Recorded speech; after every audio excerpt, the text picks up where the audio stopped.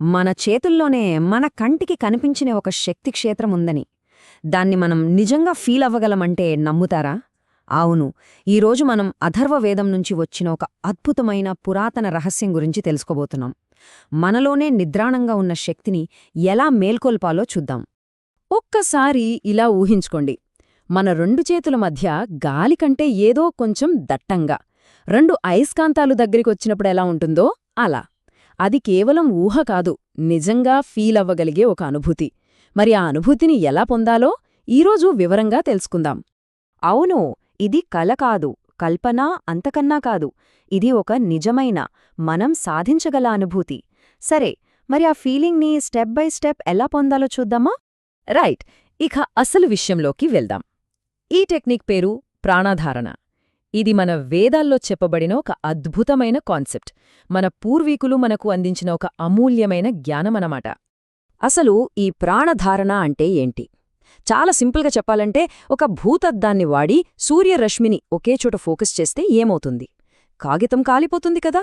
Same అలాగే మన శరీరంలో ఉన్న జీవశక్తిని, దాన్నే మనం ప్రాణమంటాం, దాన్ని ఒకేచోట కేంద్రీకరిస్తే అద్భుతాలు జరుగుతాయి. మన ఫోన్ బ్యాటరీ అయిపోతే ఏం చేస్తాం? వెంటనే ఛార్జింగ్ పడతాం, అవునా? మన శరీరం కూడా అచ్చం అలాంటి ఒక బ్యాటరీనే. దాన్ని కూడా ఛార్జ్ చెయ్యకపోతే ఏ పని అవ్వదు. మరి మనల్ని మనం ఎలా ఛార్జ్ చేసుకోవాలో ఇప్పుడు చూద్దాం. ఓకే, మరి ప్రాక్టీస్లోకి వెళదాం. ఇది ఫేజ్ 1, అంటే ముందు మన బాడీలో ఎనర్జీ ఫ్లో అవ్వటానికి సర్క్యూట్ని రెడీ చేసుకోవాలి. ఇక్కడ మూడు సింపుల్ స్టెప్స్ ఉన్నాయి. నంబర్ 1, ఆసనం. వెన్నెముకని ఎంత వీలైతే అంత నిటారుగా ఉంచాలి, అప్పుడే మన సెంట్రల్ ఎనర్జీ ఛానల్ అన్బ్లాక్ అవుతుంది. నంబర్ 2, ముద్ర. స్క్రీన్ మీద కనిపిస్తున్నట్టు ప్రాణముద్ర వేయాలి. ఇది మనలో డార్మెంట్గా ఉన్న వైటాలిటీని, అంటే జీవశక్తిని కిక్ స్టార్ట్ చేస్తుంది. ఇక మూడోది, డైరెక్షన్. సూర్యుడి నుంచి వచ్చే సౌర ప్రాణం కోసం తూర్పువైపు, లేదా భూమి నుంచి వచ్చే మ్యాగ్నెటిక్ స్టెబిలిటీ కోసం ఉత్తరం వైపు తిరిగి కూర్చోవాలి. ఓకే, మన బాడీని ప్రిపేర్ చేశాం కదా. ఇప్పుడు ప్రాక్టీస్లో అసలైన భాగంలోకి అడుగుపెడుతున్నాం. అంటే శ్వాస ద్వారా శక్తిని ఎలా లోపలికి తీసుకోవాలి, దానిమీద ఎలా కాన్సంట్రేట్ చెయ్యాలో చూద్దాం. ఒక విషయం ఆలోచించండి, మనం గాలి పీల్చినప్పుడు కేవలం ఆక్సిజన్ మాత్రమే లోపలికి వెళ్తుందా? కాదు, ఆ గాలితో పాటే ప్రాణశక్తి కూడా మనలోకొస్తుంది. ఇక్కడ శ్వాస అనేది ఒక పడవ అయితే, ప్రాణం అందులోని ప్రయాణికుడు. శ్వాస ద్వారానే ప్రాణం మన శరీరంలోకి వస్తుంది, వెళ్తుంది. ఓకే, ఇప్పుడొక పవర్ఫుల్ బ్రీతింగ్ టెక్నిక్ చూద్దాం. ఫస్ట్ 4 సెకండ్ల పాటు నెమ్మదిగా శ్వాస పీల్చుకోవాలి. అలా పీల్చుకుంటున్నప్పుడు మన చుట్టూ ఉన్న విశ్వశక్తి ఒక బంగారు రంగు ధూళిలా మనలోకి వస్తున్నట్టు విజువలైజ్ చేయాలి. తర్వాత 4 సెకండ్ల పాటు శ్వాసని లోకలే ఆపాలి. ఆ టైంలో ఈ బంగారు కాంతి మన శరీరంలోని ప్రతి కణంలోకి వెళ్తున్నట్టు ఫీల్ అవ్వాలి. ఫైనల్గా 8 సెకండ్ల పాటు నెమ్మదిగా శ్వాస వదలాలి. అలా వదులుతున్నప్పుడు మనలోని టెన్షన్, అలసట, నెగిటివిటీ అంతా ఒక బూడిదలంగు పొగలా బయటికి వెళ్ళిపోతున్నట్టు ఊహించుకోవాలి. మనం తీసుకున్న ఈ శక్తిని ఎక్కడ ఫోకస్ చేయాలి? మన శరీరంలో 2 ముఖ్యమైన ఎనర్జీ సెంటర్స్ ఉన్నాయి. మొదటిది నాభికేంద్రం, అంటే మన బొడ్డుకు 2 అంగుళాల కింద. ఇది మన బాడీకి స్టోరేజ్ ట్యాంక్ లాంటిదే. ఇక్కడ మండుతున్న ఒక సూర్యుడున్నట్టు ఊహించుకోవాలి. ఇక రెండోది హృదయ కేంద్రం. ఇది డిస్ట్రిబ్యూషన్ హబ్ అనమాట. ఇక్కడ్నుంచే శక్తి బాడీ అంతటికీ సరఫరా అవుతుంది. ఇక్కడ ప్రశాంతమైన ఆకుపచ్చ లేదా తెలుపు రంగు కాంతిని విజువలైజ్ చేయాలి. రైట్, ఇప్పుడు అసలైన మ్యాజిక్. ఆ హృదయ కేంద్రంలోని కాంతిని మన చేతుల వైపు పంపించాలి. భుజాల నుంచి మోచేతుల మీదుగా నేరుగా మన అరచేతుల్లోకి ఆ శక్తి ప్రవహిస్తున్నట్టుగా భావించాలి. అప్పుడు మన అరచేతుల్లో ఒక వెచ్చదనం లేదా ఒక చిన్న వైబ్రేషన్, ఒక స్పందన తెలుస్తుంది. అదే ప్రాణశక్తి. ఓకే, మనం శక్తిని జనరేట్ చేశాం, దాన్ని అరచేతిలోకి తీసుకొచ్చాం. కాని ఇక్కడితో అయిపోలేదు. ఆ ఎనర్జీని మనలోనే భద్రంగా సీల్ చేసుకోవడం కూడా అంతే ముఖ్యం. లేకపోతే అది డిసిపేట్ అయిపోతుంది. సో ప్రాక్టీస్ తర్వాత ఈ ఎనర్జీ ఫీల్డ్ని ఎలా క్లోజ్ చేయాలో చూద్దాం. ఈ ప్రాసెస్ని ముగించడానికి మళ్ళీ ఒక 3 సింపుల్ స్టెప్స్ ఉన్నాయి. 1, ద సీల్. 2, అరచేతుల్ని బాగా వేడెక్కే వరకు గట్టిగా రబ్ చేయాలి. 2, ది అప్లికేషన్. ఆ వేడి చేతుల్ని మొదట కళ్లమీద, తర్వాత ముఖం, ఛాతీమీద నెమ్మదిగా ఉంచుకోవాలి. 3, ద లాక్. ఒక్కసారి ఓం అని జపిస్తూ మన శరీరం చుట్టూ ఒక కాంతి కవచం ఏర్పడినట్టు విజువలైజ్ చేసుకోవాలి.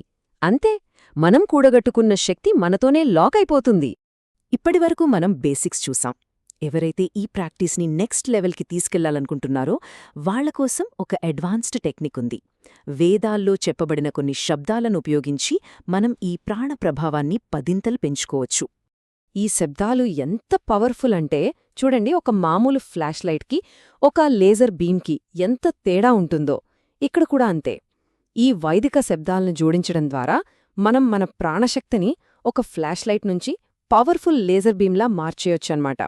సో ఇక్కడ 3 ముఖ్యమైన బీజమంత్రాలున్నాయి. మనం శ్వాసలు ఆపినప్పుడు అంటే కుంభకంలో హుం అనే శబ్దాన్ని మనసులో అనుకోవాలి. ఇది మనలోని శక్తిని ప్రజ్వలింపజేసి ఏవైనా బ్లాక్స్ ఉంటే క్లియర్ చేస్తుంది. తర్వాత శక్తిని నాభికేంద్రం నుంచి హృదయకేంద్రానికి పంపించేటప్పుడు రామ్ అనే శబ్దాన్ని వాడాలి. ఇది ప్రాణాన్ని శుద్ధి చేస్తుంది. ఫైనల్గా ఆ శక్తిని హృదయం నుంచి అరచేతుల్లోకి పంపిస్తున్నప్పుడు హస్ అనే శబ్దాన్ని వాడాలి.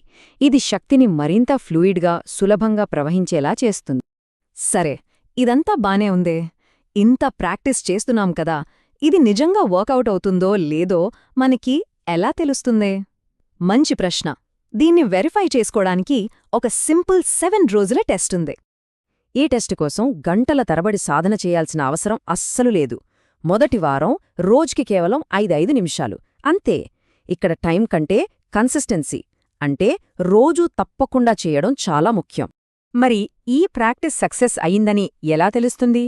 కొన్ని సంకేతాలుంటాయి. దీన్నే ప్రాణసిద్ధి అంటారు. అవేంటంటే 1 అరచేతుల్లో భౌతికంగా వేడి పుట్టడం, 2 వేలి కొనల్లో మన హార్ట్బీట్ లాంటి ఒక చిన్న పల్సేషన్ ఫీల్ అవ్వడం, 3 2 చేతుల మధ్య ఆ మ్యాగ్నెట్ ఎఫెక్ట్ అంటే ఒకదాన్నొకటి నెట్టుకుంటున్నట్టు లేదా ఆకర్షిస్తున్నట్టు అనిపించడం. వీటిలో ఏది అనిపించినా మనం సరైన మార్గంలో ఉన్నట్టు. ఓకే, 7 రోజులు ప్రాక్టీస్ చేశాక ఒక చిన్న ప్రయోగం చేసి చూడొచ్చు. మన చేతిని ఒక మొక్క దగ్గరికి గానీ లేదా ఒక గ్లాసులో ఉన్న నీటి దగ్గరికి గానీ తీసుకువెళ్ళాలి.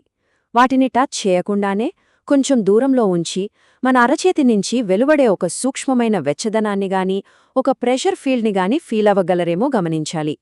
ఇదొక సెల్ఫ్ అసెస్మెంట్ టెస్ట్ అన్నమాట. సరే, ప్రాణాన్ని ఛార్జ్ చేశాం.